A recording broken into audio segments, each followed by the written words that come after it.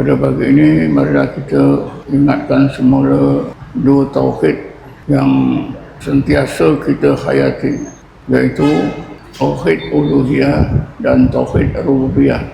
Tauhid uluhiyah berasal daripada kalimah Allahu ilahun, daripada ilah, maka timbullah tauhid uluhiyah. Tauhid rububiyah daripada Allahu rabbun, maka timbullah tauhid rububiyah. Dua tauhid inilah yang sangat penting bagi setiap orang mukmin, kerana sepanjang masa dua tauhid inilah yang orang-orang mukmin gunakan. Bila betul kedua-dua tauhid uluhiyah dan rububiyah, maka barulah orang tersebut berjaya melakukan sentiasa bertakwa kepada Allah dan bertawakal. Tadi saya mulakan kuliah dengan membacakan ayat 2 hingga 3 surah Talaq. Bismillahirrahmanirrahim. Wa man yattaqillaha yaj'al lahu makhraja wa yarzuqhu min haitsu la yahtasib. Sesiapa yang sentiasa bertawakal kepada Allah, sesiapa yang sentiasa bertakwa kepada Allah, maka Allah akan kurniakan kepadanya. Wa man yattaqillaha yaj'al lahu makhraja, Allah akan jadikan untuknya jalan keluar daripada berbagai masalah hidupnya, zahir dan batin, dunianya dan akhiratnya. Wa yarzuqhu min haitsu la yahtasib, dan Allah akan kurniakan kepadanya rezeki dari punca-punca yang tidak disangka-sangka. Makna rezeki ini bukan saja kesenangan dunia, makna rezeki ini termasuklah juga hidayat ilmu, berbagai hidayat juga dianggap sebagai rezeki kita.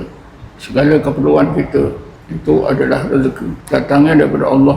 Lalu Allah sambung lagi, wa man yatawakkal 'alallahi, dan sesiapa yang sentiasa bertawakal kepada Allah, bahwa hasbuhu. Apa maksud bahwa hasbuhu?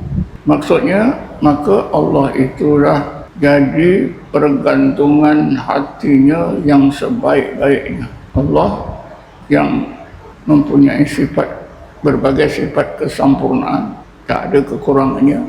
Bila kita bertawakal kepada Allah yang maha sempurna, maka Allah nyatakan kepada kita, itulah sebaik-baik Allah, itulah sebaik-baik pergantungan hati. Bahwa hasbuh innallaha balighu amrihi, kerana urusan Allah itu mesti akan berlaku seperti yang dikehendaki. Jadi dalam ayat 2 hingga 3 surah Talaq ni tuan-tuan, Allah sebutkan dua sifat orang mukmin, sentiasa bertakwa dan sentiasa bertawakal. Kejayaan seseorang mukmin sentiasa bertakwa, bertawakal, ini bergantung kepada betulnya dua-dua tauhid uluhiyah dan rububiyah. Seseorang mukmin hanya akan berjaya membetulkan tauhid uluhiyah dan rububiyahnya sekiranya mukmin tersebut dikurniakan oleh Allah bukan saja ilmu, tetapi ma'rifatullah. Manusia yang sentiasa bertakwa dan tawakal kepada Allah, takwanya sempurna, tawakalnya sempurna, ialah Rasulullah SAW. Ini kita dapat faham daripada sebuah hadis sahih di mana Rasulullah SAW bersabda, ya, ana a'rafukum billah wa ashuddakum khawfan minhu wa ma adri ma yaf'alullahu bi wala bikum. Maksudnya, aku adalah orang yang paling kenal Allah. Ana a'rafukum billah, aku adalah orang yang paling kenal Allah di kalangan kamu, wahai umatku. Sabar. Jadi kita dapati, ya, Rasulullah tidak menggunakan perkataan a'lamu. Rasulullah tidak menyebut ana a'lamukum billah, tapi Rasulullah menggunakan perkataan ana a'rafukum. Ada perbezaan yang besar, tuan-tuan, antara ilmu dengan makrifah. Jadi begitulah, kalau Rasulullah SAW menggunakan perkataan ana a'lamukum billah, itu ringan sedikit ni. Tetapi bila Rasulullah menggunakan ana a'rafukum billah, ini berat. Kalau Rasulullah menggunakan kalimat a'lamukum, itu berarti merujuk kepada ilmu. Rasulullah merujuk kepada ilmu. Tetapi bila Rasulullah menggunakan ana a'rafukum, a'rafu, ini Rasulullah merujuk kepada ma'rifah. Jadi Rasulullah menjadi manusia yang paling bertakwa, paling bertawakal kepada Allah kerana Rasulullah paling kenal Allah. Dalam istilah tasawufnya, Rasulullah benar-benar dikurniakan Allah ma'rifah yang sempurna. Kemudian diikuti dengan kata dia, wa asyuddakum khaufan minhu. Kerana Rasulullah kenal Allah, kenal keagungannya dan berbagai sifat keagungannya, kebesarannya.